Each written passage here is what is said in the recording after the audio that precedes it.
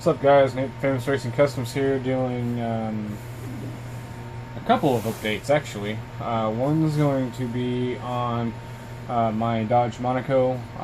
It's coming right along. I've got to what I consider the hardest part right now, which is it's all the little things, all the things that you go through and you do all the major stuff. You get your suspension set up and you're getting everything glued down, and then especially on something like this where I'm pretty much just piecing it together with I couldn't a few different pieces from models. You start realizing that there's so much little details that you don't, for me personally, I don't want to miss. And so now we're getting to that portion of it. The other update is going to be, I think I did the video on, I had the snow plow. I bought the square body GMC four-wheel drive snow plow. And we'll get into that a little bit. I've got a couple little things going on with it, but not too much. Like I said, I'll get into that. We're going to get into the Monaco first. So, here it is.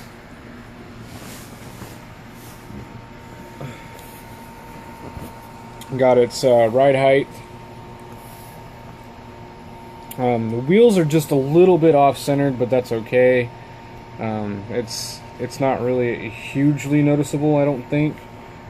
This tire likes to bend out because the body doesn't fit so well around the tires. Is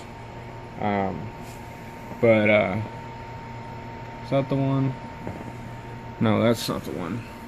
So if you remember, for the longest time, and it's not quite the same size, but I made myself a little piece for the window trim. I need to go through and buff out all these windows, but I trimmed down the windows. I made my own seat belts and strapped them to the roll cage. This one came out really nice, real nice and tight. The other one, not so much. It's very loose and sloppy, but that's okay. I went ahead and ran the roll cage just through the seat. Not really too much caring about that right now. I went ahead and left the roll cage just white because I wanted something just to a couple little different colors in there, and so the interior is a mixture of the satin black and brown and little highlights of silver, which didn't come out so well, but it's okay. I've got my 67 door panels in. They fit pretty well. I still need to put the rear bumper on. I did get the grille and the light housings and the lights themselves. I just went ahead and painted the headlights white just because it's one of those things that I just do sometimes. Black washed the grille. Came out looking pretty good. The hood I will be stripping and repainting because it looks very much like crap. But as you can see, there's the fitment. Everything is very, very, very close in there. The hinge, I don't know if I did an update on the hinge or not. But I had to modify it because it doesn't work in the stock way, and I'll explain that here in just a little bit. But there we go. I thought about filling in all this empty space, but I'm just going to go ahead and leave that open. I still have, I had to modify my radiator. Whoop. I had to shorten it a bunch, and then I had to add in these little grooves for the hinges in the hood, and it just, I mean, It came out alright. It sits a little low. It sits really close, so I might actually end up moving it to the outside of the frame, because it does sit extremely close. I didn't make up for the Dodge water pump and crank housing up front, and then I got to figure out a way to route my hoses and everything like that. Got to find some carburetors. I thought I had some, but apparently I don't. So I'll have to find carburetors for that, and some top hats, because I'll just do, you know, your standard dual quad and just a couple of top hats just to make it look cool. Yeah, I mean, and then it's you know, I got to get the front bumper on, but it's just a bunch of these little tiny details that, you know, I'm gonna make a custom exhaust for it, using the 67 AMT GTO exhaust. I have to make a couple little cuts, but basically it'll run straight. The mufflers are, I think, right about here, and then it has a couple little dumps that I'll do. But yeah, the chassis is all done. I think I showed that with the bare metal foil. And so it's getting there. It's taken many few months. Almost too long, again, you know. It's one of those things that I really wanted this one to be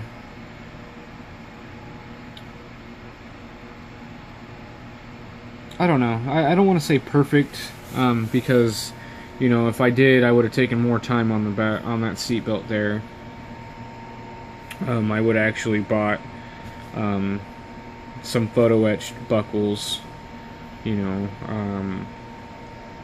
But oh, and there's also that right there is the 69 Camaro shifter and boot. I put that in there just for the look, because it was lacking a little bit in detail. But yeah, anyways, like I said, I mean, I guess as close to perfect as I could come up with. I mean, the paint job is flawed because I didn't cross stroke this way. I only went one direction, and it came up, I mean, it worked out because that looks kind of cool to me. I kind of like the way how it looks wavy. You know, the clear coat is on really thick, and so, you know, I lose a little bit of detail sometimes. Like in here, it just looks a little flat. But, you know, other than that, I'm very happy with it. There was a little bit of a mishap with the tires. I tried to letter them, white letter them, and something was up with my acrylic white, and they just came out looking like crap. And I just think whoever, you know, that this body sits down low enough to cover up most of that Firestone. So I got a little bit sticking out there. This is the better one, other than that little gob of whatever. But other than that, I think this thing looks just great. So yeah, so that's the Monaco. Still a little bit left to do, but this is my slow project. And you know, it's all about just trying to get the stuff looking right. Like I said, I got to strip the hood, I've got to repaint the hood and get it done. And so, but like I said, it's getting there, guys. It's just taking a long time, and I appreciate you guys being patient with this. Not that even if you guys complained a lot, it wasn't going to get me going any faster, but you know, I just appreciate the patience with this. Not so, and I love that rake. I mean, you really can't get much, and this color is just, I mean, it's this car is just beautiful. I love this car, and I'm kind of glad that everything is somewhat working out. And I say somewhat because there are some mishaps, but I'm okay with that. You know, these things are, this is the, I mean, I've kit bashed that with just two models. It was the 41 Willis Coupe and this Willis Gasser pickup. So, and the only thing that's not from the kit, from either two of the kits, are the tires right there and the and those rims right there. Those are the only two things that are not a part of the two kits. Everything else is a part of the two kits. So this one, it's got I guess what you would like to call a hodgepodge.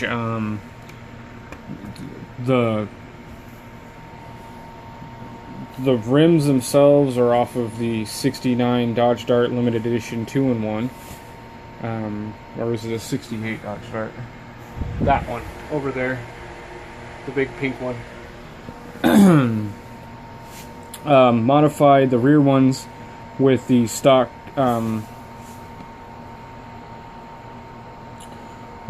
stock lip, you know, so it had the width in there. It's got the stock Chevy engine for the '67 Pro Street kit, with the modified water pump and crank housing. This is actually off the 41 Willis Coupe. The blower is. The front and rear are from my double dragster kit. Pretty much three different, I showed you guys that, 3 different fan belts and some styrene and medical tape for my belts. The wires I just did myself. They come from a telephone line.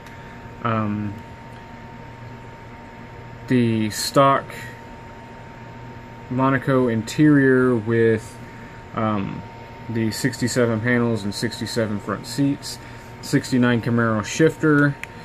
So I guess it's not too many, but I mean, too many different kits put together. I gotta put my drive shaft back in and touch up some paint. So I guess maybe not too many different kits. I mean, I did make my own hinge for the hood, which came out nicely, I believe. I would think, for my first hinge that I could use. I think it came out great. Maybe it's not my first hinge, maybe it's my second hinge. My first suicide hinge, though. So, anyways, enough of that. And now we're gonna get into my truck. Now, I had a square body Chevy. That was a 1983. And I thought about doing a replica of that. The only problem is that Chevy was so torn up, and I don't really want to rust this one out. But so what I'll do is I'll build it to the way that I wanted to do it. So it'll have, which was basically, it already had like a camouflage paint job, and I thought it was cool, so I was going to leave that. So I'll redo the paint job, and then I grabbed the Jeep model kit, the Rubicon, just for the wheels and tires. I haven't decided on how much I like those yet compared to the stock wheels and tires. Now, these wheels and tires fill up this gap a lot, but it makes me feel like I want to raise up the truck more, and I don't know if I really want to do that. I don't know yet. I really haven't figured out what I'm going to do, so that's where I'm at with it, though. I mean, it's just basically, it's in mock. I have, you know, the front and the back, and then the chassis just mocked together. The engine was kind of just sitting there okay for a minute, but decided that it wanted to last second drop out. So, you know, I just don't know. So, I mean, I'm open to suggestions. Many of you guys know that. Many times I do listen, sometimes I don't, you know, so, yeah, I don't know. Let me know what you guys think.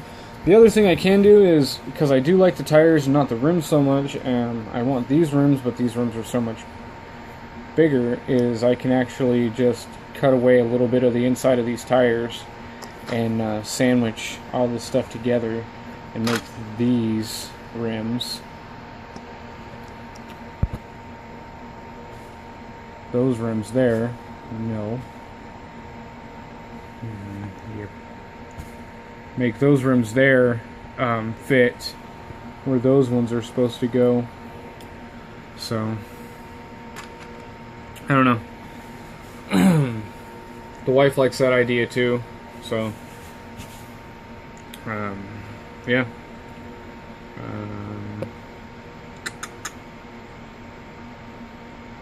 Yeah. So that's gonna pretty much be it for my updates. I did get some craft acrylic paint, and I tested that. I still got to play around with the ratios. I've got a lot of help from the Styrene Syndicate about that, and so it's just something I got to play with. I used the Dr. Cranky's method for the Dr. Cranky's ratio, and his method for the nail polish, which that's what this is right here, which is a 2-to-1 ratio. It's 2 parts nail polish to 1 part thinner, which I'm gonna try a different thinner next time I go to do nail polish, but it was his ratio, 2-to-1, 2 parts paint, 1 part thinner, and it was really, if you did it right on the money, if you used your measurements and everything like that right on the money, it sprays so well, so beautiful. So yeah, so this time I was using basically without measuring, just kind of trying to eyeball it. It was a 50-50 mix of the washer fluid, the blue washer fluid, and Future to give it a little bit of strength, the acrylic. And then from that, it was a 50-50 mix of the acrylic paint and the 50-50 thinner, basically. So I guess it would be, if you were going to put it into parts, it would have been 1 part washer fluid, 1 part Future, and 2 parts acrylic. If you wanted to put it like that, but basically it was a 50-50 mix of the acrylic paint and my 50-50 mix of, if that makes sense to you guys. If it doesn't make sense, I can try to explain it better, but that's about the best I get right now. But that's gonna be it, guys. Yeah, I'm tired. I'm not working on models. I just wanted to do a quick update because I hadn't done one in, I think, about a week or so. And I'd gotten the Jeep model, which, it's not a bad kit, but it's not one that I really want to build. So, yeah, like I said, it's not a bad kit, and if I do go to build it, it's going to be something it's probably going to take, an entire year to come up with all the correct parts and do all the right stuff, and I got to have all the right things, and so it may not even get started for a long time, if it ever does get started. Like I said, it's not a bad kit by itself. I don't like the fact that it's curbside, so I would have to do something about that. Yeah, so it's just a lot of work that I've just about burnt myself on just custom work, kit bashing and things of that nature. Even though this one has taken me a very long time from getting the model to mocking it up in the stock form to the concept of kit bashing with this chassis and all the other nonsense. It's been, I think, I want to say at least a solid 4 months, if not 6 months. So,